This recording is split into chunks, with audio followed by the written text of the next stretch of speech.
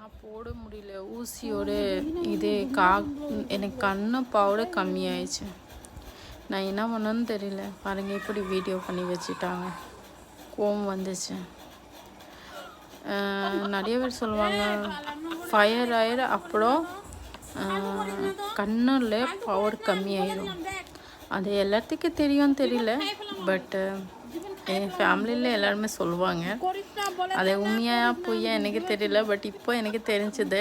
நான் ஊசியில் நூல் போட்டு முடியல. ரொம்ப கஷ்டமாக ஆயிடுச்சு.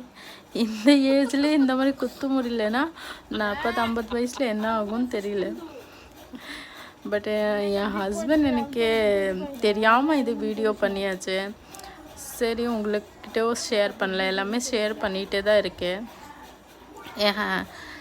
நான் என் வீட்டில் ரொம்ப ஹீட் இருக்க சொல்லிவிட்டு இந்த மாதிரி ட்ரெஸ் போட்டு நீங்கள் தப்பாக நினைக்காதீங்க.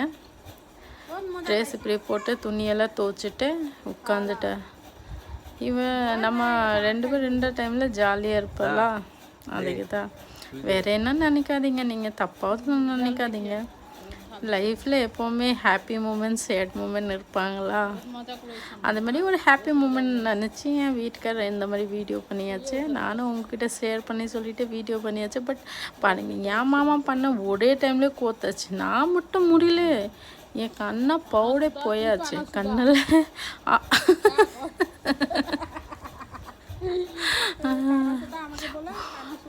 நான் கண்ணாடி போட்டாச்சு. நீங்கள் சொல்லுவீங்க கண்ணாடி போட. கண்ணாடியெல்லாம் போட்டாச்சு. கண்ணாடி போட்டு இப்போது 2-3 வருஷம் தான் கண்ணாடி போட்டால் விட்டாச்சு. ரொம்ப வலிக்குது. வேலைக்கு போனால் மாஸ்க் போட்டு போனான்னா அந்த சுறுசுறு ஒரு இந்த மாதிரி வரும் பாருங்க. அழகாக இதை வந்துச்சு நூல் குத்திட்டு. Thank you, love you, bye.